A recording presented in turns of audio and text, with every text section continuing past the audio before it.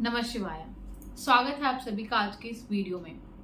आज एक सवाल पूछा मुझे किसी ने कि हमारे साथ कोई बुरा व्यवहार करता है तो हमारे मन में भी आता है कि हम भी उसके साथ वैसा ही व्यवहार करें, तो हमें इस सिचुएशन में करना क्या चाहिए।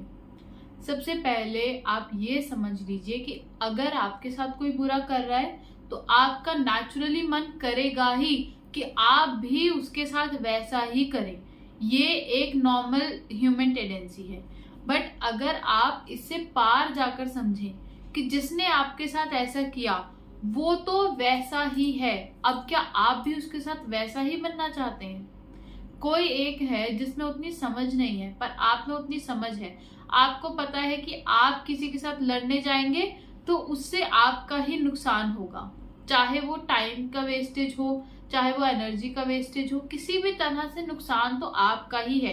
और उसके बाद सामने वाला कैसा है कैसा नहीं है, कोई बहुत ही नीच स्तर पर भी उतर आता है तो आपके उतने नीच स्तर पर उतरने के लिए रेडी हैं? सबसे पहले तो ये सोचिए, क्योंकि जब हमारा लड़ाई झगड़ा होता है तो हमें नहीं पता सामने वाला हमारे साथ कैसा व्यवहार करेगा, या जब कोई हमारे साथ बहस करता है तो हमें नहीं पता कि क्या क्या अपशब्द वो हमें कह सकता है। अब आप मुझे ये बताइए कि क्या आप उस लेवल पर उतरने के लिए रेडी हैं। और अगर नहीं हैं और आपके मन में अब सेकंड क्वेश्चन आता है कि मैं तो किसी का कोई बुरा नहीं कर रहा तो मेरे साथ ही लोग ऐसा क्यों कर रहे हैं, उसका भी एक सिंपल सॉल्यूशन दूंगी मैं इस वीडियो में आपको। पहले आप ये समझिए कि जब कोई आपके साथ ऐसा कर रहा है तो आपको उसके लेवल पर उतरने की कोई जरूरत नहीं है, क्योंकि एक नॉर्मल इंसान वही करता है। पर आपको उस स्तर से ऊपर उठना है।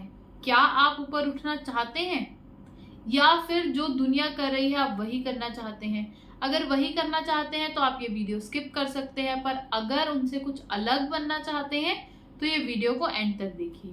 अब आप ये समझिए कि अगर आप एक अच्छे साधक हैं, एक अच्छे इंसान हैं, तो आप ये समझेंगे कि मेरे साथ जो भी हुआ वो मेरे कोई ना कोई पूर्व कर्म का ही फल होगा। एक एग्जाम्पल से, आप रास्ते से जा रहे हैं और वहां पर आप बिल्कुल सही डायरेक्शन में हैं, एकदम ठीक, आप जो भी बाइक या जो भी चीज चला रहे हैं, जो भी व्हीकल है वो एकदम सही है, पर सामने से कोई एक तो गलत डायरेक्शन में आ रहा है, ओवर स्पीडिंग में है, और उसके बाद आकर आपसे वो टकरा जाए, और वो सामने वाला है भी ऐसा ही मनुष्य जो कुछ भी बोल रहा है अपनी गलती होने के बावजूद भी। तो आप पहले ये सोचिए कि अगर मेरे साथ ऐसा हो रहा है तो वो भी ईश्वर की कृपा ही है। वो कैसे? कि मेरे पूर्व जन्म के कर्म कोई ऐसे होंगे जिसकी वजह से मुझे कोई अपशब्द बोल रहा है या मेरे साथ कोई झगड़ा कर रहा है, पर मेरे जो इष्ट हैं, जिनकी मैं पूजा कर रहा हूँ, जिनकी मैं आराधना कर रहा हूँ, उनकी मेरे ऊपर इतनी कृपा है कि वो मुझे बचाने के लिए आए हैं इन सब चीजों से। जो उन्होंने मेरे बड़े बड़े कष्ट हैं उसे छोटी सी बाती में ही टाल दिया, उसे छोटे से किसी के द्वारा अपशब्द कहलवा कर ही टाल दिया। अब आपके पास सेकंड ऑप्शन ये भी है कि आप उसकी बराबरी करने पर उतर आए।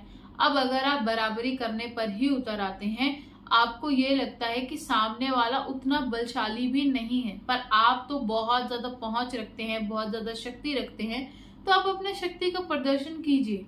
पर फिर इस चीज के लिए भी आपको रेडी होना पड़ेगा कि जब आपसे कोई बलशाली होगा वो भी आपके साथ ऐसा ही करेगा, क्योंकि हम एक्चुअल में जो भी कर रहे हैं उस हर एक एक्शन का रिएक्शन तो आना ही है। तो आप एक्शन कीजिए, फिर उसका रिएक्शन आएगा, उससे मत डरिए। हाँ, पर जो एक्शन ऑलरेडी हो चुका है, जब आपको उतनी समझ नहीं थी, चाहे वो इस जन्म में हो चाहे वो आपके पूर्व जन्म में हो, जो हो गया सो हो गया। पर अब आपको आगे आने वाला कर्म कैसा करना है वो डिपेंड करता है। वो आप अपने ऊपर ही, अपने हाथ में पूरा कंट्रोल लेकर डिसाइड कर सकते हैं। क्यों? क्योंकि आप ये चीज समझ लीजिए कि जब आप ऐसा कुछ करेंगे जिससे आप सामने वाले के शक्ति प्रदर्शन कर रहे हैं, फिर कानून भी आपको अपना बल दिखाएगा। फिर वो छोटा सा जो एंगर का मोमेंट था जिसे आप कंट्रोल कर सकते थे, वो कितना बड़ा जा सकता है, इसका एग्जाम्पल तो 100% आपने देखा ही होगा, आपने सुना ही होगा।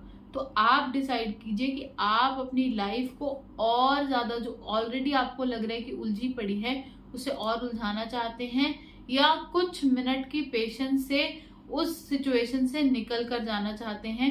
क्योंकि जब आप जवाब नहीं देंगे तो आप ये विश्वास रखिए आपके इष्ट जरूर जवाब देंगे, और वो जब जवाब देंगे तो फिर अच्छे अच्छे देखते हैं। तो आपको टेंशन लेने की, किसी भी तरह से बदले का भाव लेने की बिल्कुल जरूरत नहीं है।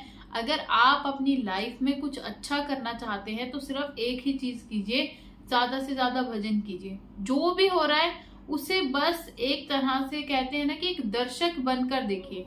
अगर हर एक चीज के बीच में घुसने की कोशिश करेंगे, ये मेरे साथ क्यों हुआ, इसका रीजन क्या है, ये कैसे, वो क्यों, तो आपका मतलब पूरी लाइफ तो उसी चीज में निकल जाएगी। फिर आपको भजन करने का टाइम कब मिलेगा, फिर आपको सत्कर्म करने का टाइम कब मिलेगा, फिर आप नाम जप कब करेंगे, प्रभु भक्ति कब करेंगे। अगर आप ये सब चीजों से निकल कर भक्ति करते हैं, सत्संग सुनते हैं, ये सब अच्छे अच्छे आचरण करते हैं, तो आप इस जन्म मरण के बंधन से भी निकल जाएंगे और आपकी लाइफ यहीं पर ही स्वर्ग हो जाएगी। क्योंकि आप बाकी लोगों की प्रॉब्लम्स में नहीं फंस रहे, ना ही खुद को अननेसेसरी किसी भी तरह से किसी आर्ग्यूमेंट में, किसी प्रॉब्लम में फंसता देख रहे हैं। तो आप इससे अपना भी भला करेंगे, आपकी फैमिली वालों का भी भला करेंगे। क्योंकि अगर आप किसी प्रॉब्लम में फंसेंगे तो 100% आपकी फैमिली वाले भी तो परेशान होंगे, तो आप उन्हें भी इस परेशानी से बचा सकते हैं। अपनी बुद्धि लगाइए, अपनी बुद्धि सही जगह लगाइए, जिससे आपके कर्म अच्छे हो, ना कि किसी ने कुछ कर दिया है उसका बदला लेने चले जाइए। उसका कोई फायदा नहीं है। यकीन मानिए आपके लिए भी बहुत अच्छा होगा अगर आप इस चीज को जितना जल्दी समझ जाएंगे तो उतने में ही आपकी भलाई है। बाकी आगे तो आपका ही डिसीजन है, आपकी लाइफ है, आपको क्या करना है क्या नहीं करना, सब कुछ आप पर डिपेंड करता है। पर जो मैंने इस वीडियो में बताया, अगर उसे फॉलो करेंगे तो डेफिनेटली बहुत अच्छे रिजल्ट्स मिलेंगे ही, और आपकी लाइफ भी और बेटर होगी ही। सो धन्यवाद। हर हर महादेव। जय हिंद, जय भारत।